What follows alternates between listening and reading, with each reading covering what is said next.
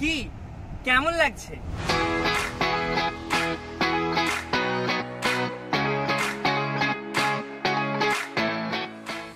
এখন আমি মন্দারমণি বিচে দাঁড়িয়ে, এটা হচ্ছে মন্দারমণির পুরুষোত্তম বিচ। এখান থেকে আমি দাঁড়িয়ে সমুদ্র সৈকত উপভোগ করছি।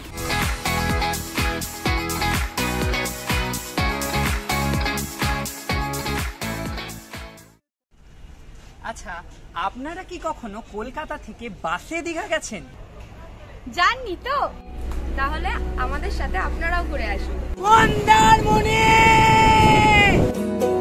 किसी मंजर पर मैं रुका नहीं, कभी खुद से भी मैं मिला नहीं, ये गिला तो है मैं खफा नहीं, शहर एक से गांव एक से लोग एक से नाम एक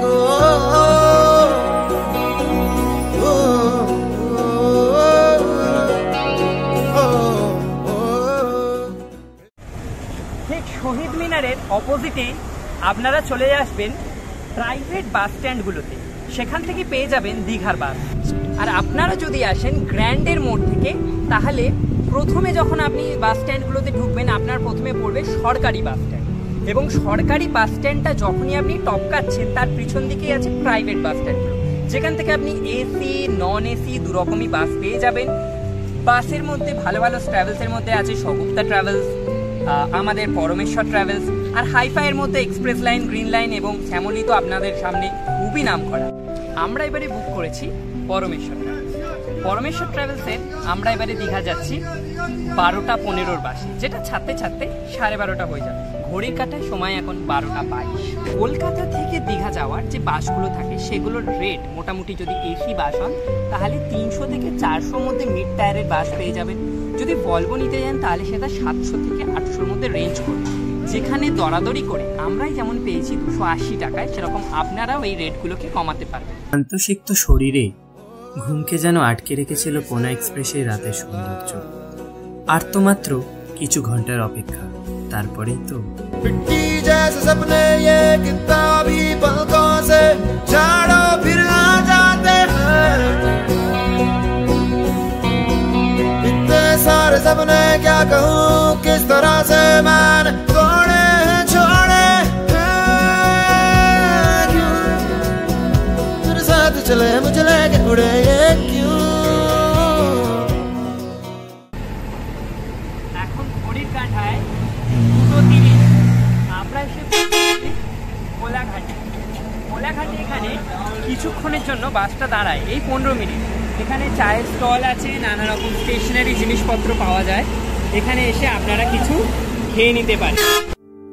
আমিও অল্প কিছু স্ন্যাক্স আইটেম নিয়ে উঠে পড়লাম আবার বাসে, রওনা হলাম মন্দারমণির উদ্দেশ্যে। ঘড়ির কাঁটায় এখন 5:30 বাজে। আমরা এসে পৌঁছে গেছি শ্রী রামকৃষ্ণ মন্দির, বিবেকানন্দ মোড়, ব্যারাকপুর। বাস আমাদেরকে চাউলখোলা রোডে নামিয়ে দেওয়ার পর থেকে সেখানেই আমাদের মিশন থেকেই বুক করে দিয়েছিল একটা অটো। সেই অটো ধরে আমাদের কিছুক্ষণের মধ্যেই, এই 20-25 মিনিটের মধ্যে আমরা চলে এলাম রামকৃষ্ণ মিশনের মন্দারমণি শাখাতে। আর এখান থেকে কিছুটা সামনের দিকে যদি এগোন তাহলে আমরা এখান থেকে সি বিচ দেখতে যাব, এবং সেটাই আপনাদেরকে দেখাবো। এখন সানরাইজ হবে, আমরা সানরাইজ দেখতে যাব। बावरा मन देखने चला एक सपना, बावरा मन देखने चला एक सपना। চাউলখোলা রোডে নেমে এদিক থেকে আমরা টোটো ধরে চলে এলাম রামকৃষ্ণ মিশনের মন্দারমণি শাখাতে। টোটো ভাড়া প্রতি টোটো পিছু বা অটো পিছু যে ইউনিয়নের রেট আছে সেই অনুযায়ী 250 টাকা, কিন্তু আমরা মিশন থেকে করেছিলাম বলে সেটাই হয়েছিল 200 টাকা। টোটোর যে দাদা ধনঞ্জয় কুমার, সে খুবই একজন ভালো ব্যক্তি, তার ফোন নাম্বারও আমি দিয়ে দেবো নিচে এবং ডেসক্রিপশন বক্সে। এই হলো রামকৃষ্ণ মিশন, আপনারা দেখতেই পাচ্ছেন পিছন দিকে, এবং সেখান থেকে একটুখানি হেঁটে এসে ঠিক অপোজিটেই এই কাঁচা পথটা দিয়ে আপনারা যদি সোজা হেঁটে যান, ওই দূরে দেখা যাচ্ছে বিচ, সেখানেই আমরা যাব। নেমে জল ছোঁয়ার জন্য অসম্ভব মনে একটা উদ্দীপনা। এবার প্রথম এই জলটা আমি ছুঁতে চলেছি ঘড়ির কাঁটায়, এখন 5:45। দেখা যাক কেমন লাগে, আসুন। मन की देखो बावरी है बातें, बावरी सी धड़कने है, बावरी है सा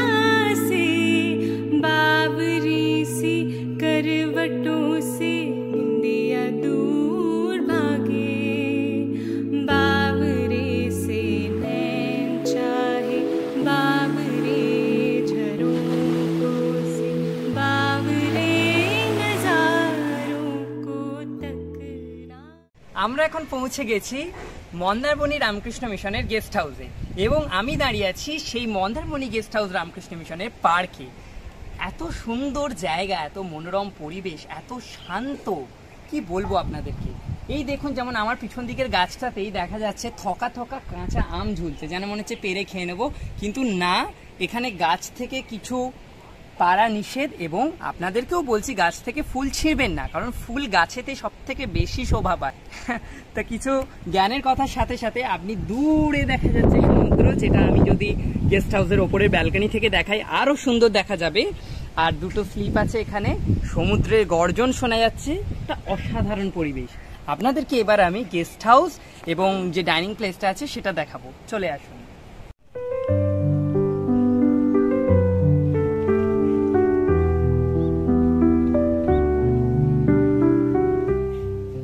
এই হচ্ছে আমার পিছনে দেখা যাচ্ছে রামকৃষ্ণ মিশনের অতিথি নিবাস, যেটা হচ্ছে এদের প্রথম বা এখন হচ্ছে পুরনো গেস্ট হাউস।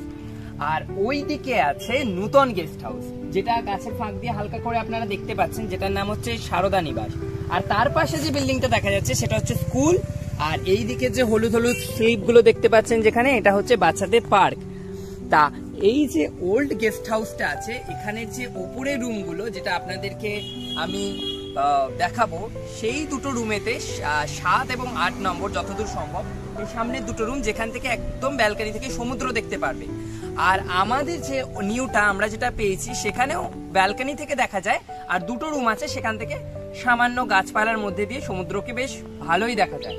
আর এখানে পার্কিং স্পেস আছে, এখানটাতেও পার্কিং স্পেস আছে আপনাদের জন্য। এখানে একটা হসপিটাল যেটা আপনাদেরকে দেখাবো, আর ওইদিকে স্কুল বিল্ডিং। এই হচ্ছে চত্বরটা, আম বাগান আছে বেশ গাছগাছালি দিয়ে, মনোরম পরিবেশ। এখন আমি সকালে দাঁড়িয়ে শুট করছি, খুব সুন্দর হাওয়া দিচ্ছে, আজকে একটা মেঘলা পরিবেশ। আর এবার আমরা আস্তে আস্তে আশেপাশটা একটু ঘুরে দেখব। পাখিদের কলরবের মিষ্টি ধ্বনি শুনতে শুনতে ও প্রভাতে স্নিগ্ধ আলো গায়ে মেখে ঘুরে দেখলাম মিশনের আশেপাশের পরিবেশটাকে। মন্দারমণির গেস্ট হাউসে আমরা পেয়ে গেছি 17 এবং 16 নাম্বার রুম। 17 নম্বর রুমে এখন কিছু লোকজন আছে, আমাদের টিম আছে, তাই আপনাদেরকে ভালোভাবে দেখাতে পারবো আমরা 16 নম্বর রুমটাকে।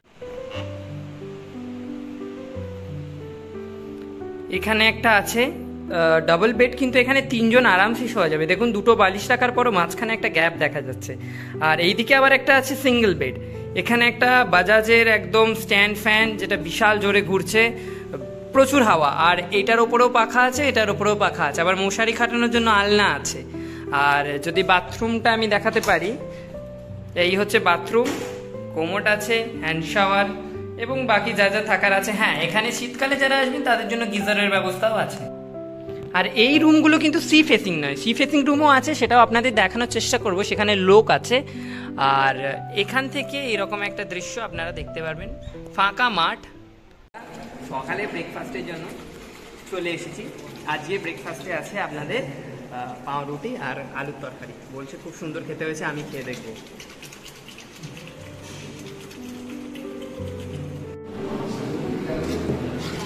আজকে ব্রেকফাস্টে আছে পাউরুটি আর তার সঙ্গে হচ্ছে মটর ডালের তরকারি, আলু। আর যারা যারা পাউরুটি খাবে না, অম্বল হয়, তাদের জন্য মুড়িও আছে। প্রচণ্ড সুস্বাদু হয়েছে, যা শুনেছি, আমি একটু খেয়ে দেখি।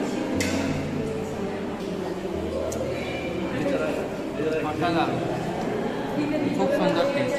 এখন এই মন্দারমণি রামকৃষ্ণ মিশন থেকে বেরিয়ে পড়েছি, প্রচণ্ড রোদ, তাই ছাতা নিয়েছি আর ড্রেস নিয়ে সমুদ্রেতে গিয়ে একটু দাপাদাপি করে আসি। সি বিচে মাত্র একটা লোক, এই দেখুন, তাও জুম করে দেখাতে হচ্ছে, আর একটাও লোক নেই। এখন হাই টাইড চলছে, মানে জোয়ার চলছে এখন, তার মধ্যে একটাও লোক নেই। এত বড় সমুদ্রতে আমরা 3 জন, মানে এরকম প্রথমবার। সবাই কতটা আনন্দে আছে শুধু একবার দেখুন।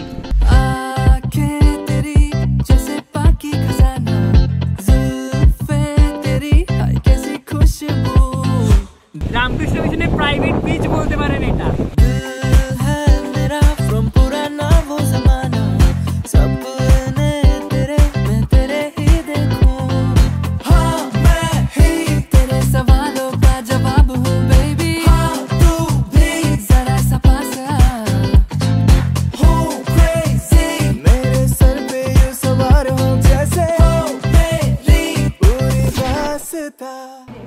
কম দিন দি দাদা।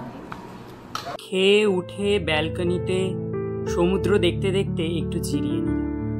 বিকেলবেলায় আমরা সবাই একটু ঘুরতে বেরোব ধনঞ্জয়দার অটোতে।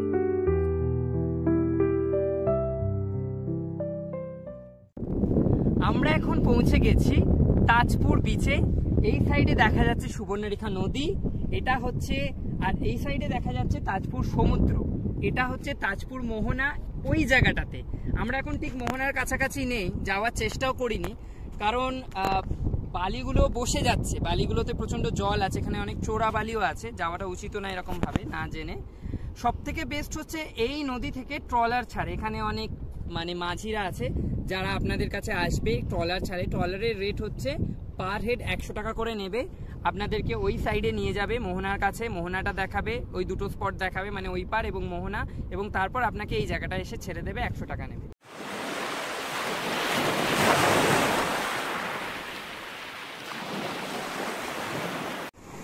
আমরা এখন চলে এসেছি শঙ্করপুর বিচে।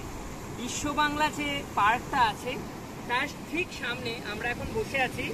এই বাঁধানো বিচ আছে, সামনে ট্রাইবিম বোল্ডারগুলো আছে, আর কিছু নর্মাল বোল্ডার ফেলা আছে। এখন জোয়ারের টাইম, তাই জলের উচ্ছ্বাস প্রচণ্ড পরিমাণে, যে আমার প্যান্টটাও ভিজে গেছে, তারই মধ্যে কষ্ট করে বসে আছি। আমরা প্রথমে ছিলাম তাজপুরে, এখন এলাম শঙ্করপুরে। সম্ভবত আমরা দীঘা ঘুরে আবার ব্যাক করবো আজকে রাতে মন্দারমণিতে। তা আপনাদের সঙ্গে দেখা হবে আবার মন্দারমণিতে। আমরা এখন এসেছি বিকালে সমুদ্র সৈকত।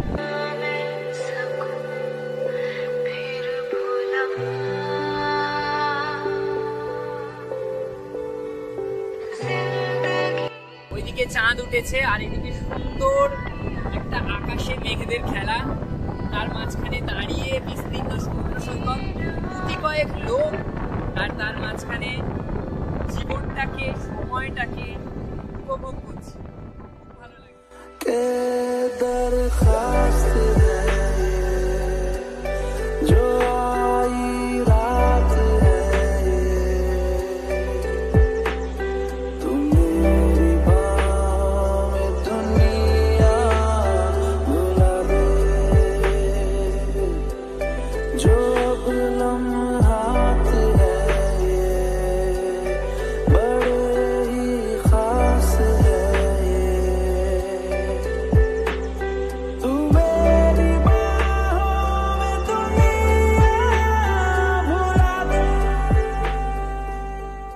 সমুদ্র সৈকত থেকে এসে মগ্ন হলাম রামকৃষ্ণ মিশনের স্বাক্ষর স্বরূপ আরিত্রিক ভজন।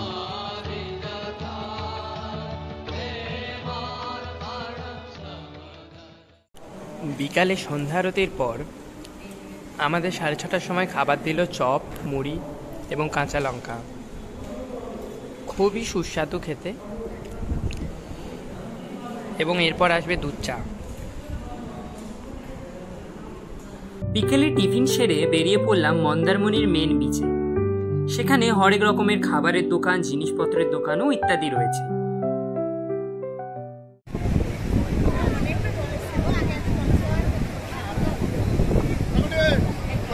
আমরা এখন চলে এসেছি মন্দারমণির মেন বিচে, যেটা আমাদের রামকৃষ্ণ মিশন থেকে 4 কিলোমিটার দূরত্বে। টোটো করে এলাম, এখানে 1 ঘন্টা থাকবো এবং যাব। টোটাল ভাড়া হচ্ছে 200 টাকা। আমরা 5 জন ছিলাম, তাই ডিভাইড হয়ে যাবে। এই মন্দারমণি যে মেন বিচটা, সেটা হচ্ছে আমরা যেখানে আছি সেখান থেকে অনেকটাই জমজমাট, কিন্তু দীঘার থেকে বেশ ছোট। ওইদিকে আপনাদেরকে দেখাবো মাচা করে করে দোকান আছে, যেটা নিচে দিয়ে সমুদ্রের জলটা চলে যাবে, ওপরে বসে বসে পকোড়া টকোড়া খেতে বেশ ভালোই লাগবে। বেশ কিছু হোটেল আছে, দূরেও মাচা দেখা যাচ্ছে। এবার আপনাদেরকে মেলাটা একটু ঘুরিয়ে দেখাবো কেমন লাগে।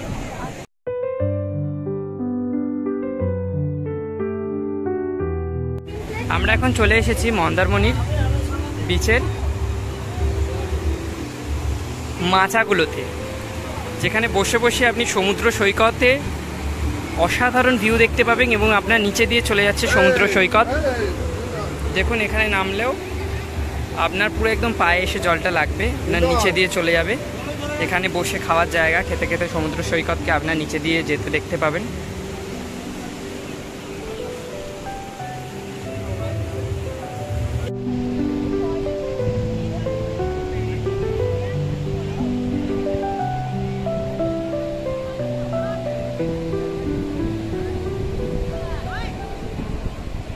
মন্দারমণি মার্কেটের অন্যতম বিখ্যাত আকর্ষণ হলো মাছ ভাজা। এখানে হরেক রকমের মাছ রয়েছে, যা একের পর এক গরম তেলে ভেজে আমাদের সার্ভ করছেন এই দাদা। আমরা এখন চলে এসেছি মন্দারমণি বিচে। এখানে আমাদের সব থেকে বিখ্যাত মাছ ভাজা, সেই মাছ ভাজা আমরা খেতে এসেছি। আমরা অর্ডার দিয়েছি, আপনাদেরকে একটু দেখিয়ে দিই এখানে কী কী মাছ পাওয়া যায় এবং তাদের রেট। এখানে আছে আপনাদের পমফ্রেট মাছ, এটা তার পাশে আছে এটা আমোদি মাছ, এখানে আছে ল্যাটা মাছ, চিংড়ি মাছ, কাঁকড়া, এটা হচ্ছে চিকেন পকোড়া। আমরা এখন মন্দারমণি মার্কেটে মাছ ভাজাটা নিয়ে নিয়েছি।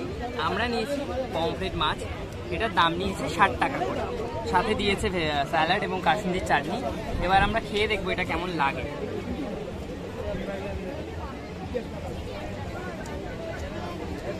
একটু আঁচটানি গন্ধ আছে, কাঁচা মাছটা ডাইরেক্ট মশলা, তান্দুরি মশলা বলছে, ওরা ভিজিয়ে দিয়েছে তো, কিন্তু দেখি ঠিকই আছে।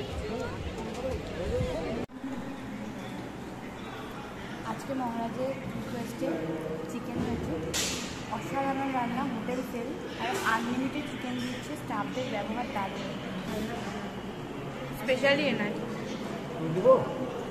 না একদম না, আপনার ব্যবহার খুব ঠিক আছে তো দারুণ।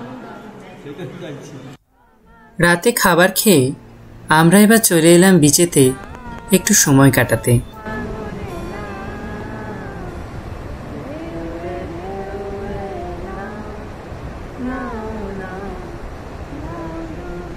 অবশেষে চন্দ্রালোকিত সমুদ্র সৈকতে যামিনী অন্ধকারে এসে বসে। 2 হাত দূরেই দেখা যাচ্ছে চাঁদের আলোয় ফুটে ওঠা লাল কাঁকড়ার আনাগোনা। ওরা আমাদের ভয় পায়, তাই কাছে আসছে না। এক স্বর্গীয় অনুভূতি। রাতে মিশনে আর ফেরার মন হচ্ছিল না। এক বিন্দু মিথ্যা কথা বলছি না, আমাদের দলের সবার কম বেশি এই দৃশ্যের স্বপ্ন পরে 1-2 রাতে এসেছিল। সুবিশাল চন্দ্রালোকিত সমুদ্র সৈকতে এই 4টে প্রাণী, আমাদের সঙ্গে লাল কাঁকড়ারা, সমুদ্রের উত্তল ঢেউ ও এক ফালি চাঁদ। 2 হাত ভরে না প্রথম প্রথম রাগ আলগোছে গোপন দাগ, নাও প্রথম ছোঁয়া, নাও 2 চোখ ভরে।